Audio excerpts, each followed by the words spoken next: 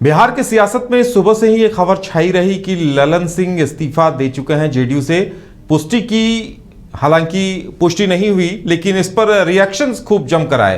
कांग्रेस ने, राजेश राठौर ने, उन्होंने कांग्रेस क्या कुछ प्रतिक्रिया दी है, पहले सुनाते हैं हम आपको।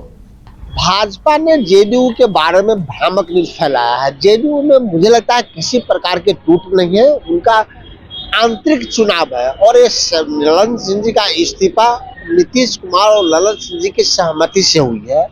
ऐसी संभावना है कि आने वाले दिनों में 28 और 29 की जो दिल्ली में बैठक है उसमें नए राष्ट्रीय अध्यक्ष का चुनाव होगा। वो भी चुनाव ललन सिंह और नीतीश कुमार जी की सहमति से होगा। उनके राज्य परिषद और राष्ट्रीय परिषद के लोग चुनाव करेंगे। तो नीतीश कुमार जी और ललन सिंह जी दोनों एक ही सिक्के के दो पहलू हैं। दोनों जदयू के दो पहिया हैं और जेडीयू को। तो कांग्रेस ने साफ कहा है कि ललन सिंह और नीतीश कुमार एक ही सिक्के के दो पहलू हैं। अगर इस्तीफा भी देंगे तो नीतीश जी की सहमति से देंगे। हमारे साथ हमारे संवाददाता आफ्ताब जुड़े हुए हैं। आफ्ताब, आपने राजेश राठौर, उनका बयान सुना होगा कि कह रहे हैं कि दोनों एक ही सिक्के के दो पहलू हैं। अगर ललन सिंह से इस्तीफा भी लिया जा रहा है तो इसमें भी दोनों की आपस की ट्यूनिंग है। तो आखिर बिहार की सियासत में क्या चला, और अगर आपने कांग्रेस और आरजेडी खेमे में अगर क्या कुछ चल रहा है उसकी अगर सुगबुगाहट आपने भांपी है तो हमारे दर्शकों को भी बताएं आफ्ताब।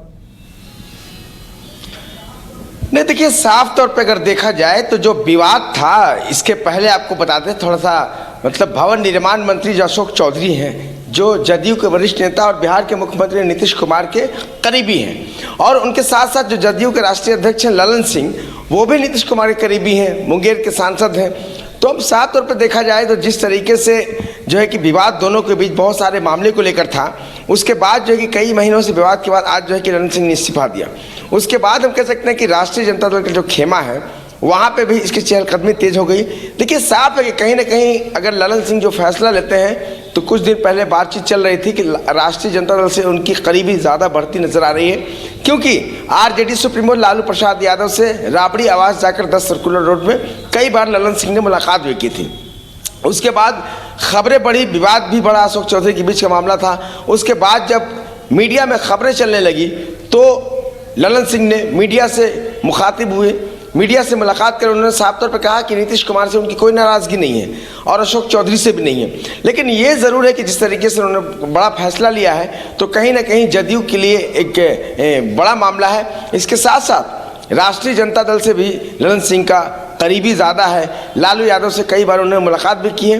तो ऐसे में बिहार की सियासत इस मामले को लेकर भी जो कि तेज़ है कि आखिर ललन सिंह ने इतना बड़ा फैसला लिया है। फिलहाल के वक्त में अभी नीतीश कुमार ने इस मामले में कुछ भी नहीं कहा है और देखना है कि आगे क्या कुछ होता है। इस पर मामले में आरजेडी के नेताओं का साफ तौर पर कहना है कि ये अभी क्लियर नहीं है कि खबर ये कहाँ से आ गई कि ललन सिंह ने इस्तीफा दे दिया है और आरजेडी और जेडीयू के बीच खटपट चल रही है। लेकिन कहीं ना कहीं कोई बात तो ज़रूर है, इसलिए खबरें जब अंदर खाने से निकल कर आई है तो अब देखना होगा कि आगे जो है कि आरजेडी के जो बड़े नेता हैं, तेजस्वी यादव हैं, लालू यादव हैं, ऐसे में क्या कुछ फैसला होता है। लेकिन ये ज़रूर कहीं ना कहीं साफ है कि कहीं ना कहीं लंबे समय से जो अशोक चौधरी के मामले को लेकर नीतीश कुमार से ललन सिंह नाराज चल रहे थे। जी बिल्कुल, यानी आफ्ताब, कहा जा सकता है कि कहीं न कहीं आग है जिसका धुआं हल्का हल्का ऊपर आता दिखाई दे रहा है, और लगता है कि जब कार्यकारिणी की बैठक होगी तभी ये तमाम चीजें स्पष्ट हो पाएंगी। जैसा कि कयास इस बात को लेकर लगाए जा रहे हैं, अगर नीतीश जी नेता नहीं बने या लालू जी उन्हें अगर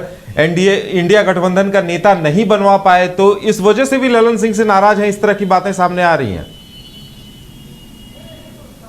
नहीं, बिल्कुल साफ आपने सही कहा। लेकिन ये जरूर है कि देखिए, नीतीश कुमार की जो पार्टी है जनता दल यूनाइटेड, अभी हम कह सकते हैं कि बहुत ज़्यादा अच्छी स्थिति में नहीं है। कई लोग पार्टी छोड़कर चले गए हैं, कई बड़े नेता पार्टी छोड़े हैं, जैसे आरसीपी सिंह के गुट के लोग थे। आरसीपी सिंह के छोड़ने के बाद सभी लोग जो है कि पार्टी छोड़ दिया उन्होंने। लेकिन ये ज़रूर है कि अगर देखा जाए तो नीतीश कुमार ने ही राष्ट्रीय जनता दल को एक तरह मजबूती प्रदान कर दी है, क्योंकि बिहार के मुख्यमंत्री नीतीश कुमार हैं, वो कभी बीजेपी में जाते हैं तो कभी आरजेडी में आते हैं। तो आरजेडी में आने से ये ज़रूर फायदा मिला है कि तेजस्वी यादव मजबूत हुए हैं और आरजेडी के इसको बड़ा फायदा मिला है। खबर ये कुछ दिन पहले आ रही थी कि ललन सिंह पार्टी को कमज़ोर कर रहे हैं। कई नेताओं का खास तौर पर आरोप भी था कि जो पार्टी के राष्ट्रीय अध्यक्ष हैं जदयू के राजीव रंजन उर्फ ललन सिंह, उन पर यह आरोप लग रहा था कि वो लालू यादव के साथ और तेजस्वी यादव के साथ मिलकर जदयू को जो है कि कमज़ोर करने की मुकम्मल तरीके से कोशिश कर रहे हैं और 2025 के इलेक्शन में वो जो है कि उप मुख्यमंत्री की तैयारी में लगे थे। लेकिन ये औपचारिक कोई खबर नहीं, सूत्रों के हवाले से खबर आ रही थी, आपको बता दें, क्योंकि जब नीतीश कुमार ने साफ कर दिया कि 2024 का इलेक्शन लोकसभा का इंडिया गठबंधन के साथ लड़ाई चलेगी और 2025 में जो होगा वो तेजस्वी यादव के नेतृत्व में होगा, यानी साफ है कि कहीं ना कहीं जो है कि जदयू एक कमज़ोर तब जो पार्टी का रूप है वो दिखाने की मुकम्मल तरीके से कोशिश कर चुकी है। और उन्होंने मतलब विधानसभा चुनाव में नीतीश कुमार के बाद जो है कि नीतीश कुमार ने खुद जो है कहे तो तेजस्वी यादव को बिहार का नेता मान लिया। तो ऐसे में हम कह सकते हैं कि पलड़ा जब भारी होता है तो हर नेता उसी तरफ देखता है। तो साफ है कहीं ना कहीं जो राजीव रंजन सिंह उर्फ ललन सिंह है वो खासतौर आपको बता दें कि भूमिहार जाति से आते हैं। भूमिहार का एक बड़ा तबका है जो राजीव रंजन सिंह उर्फ ललन सिंह के साथ है। तो ऐसे में कहीं ना कहीं जो राष्ट्रीय जनता दल है वो भी अपनी जो है कि वोट बैंक पर नज़र बनाए रखा है और आने वाले वक्त में हो सकता है कि ललन सिंह राष्ट्रीय जनता दल में शामिल हो जाएं, शायद।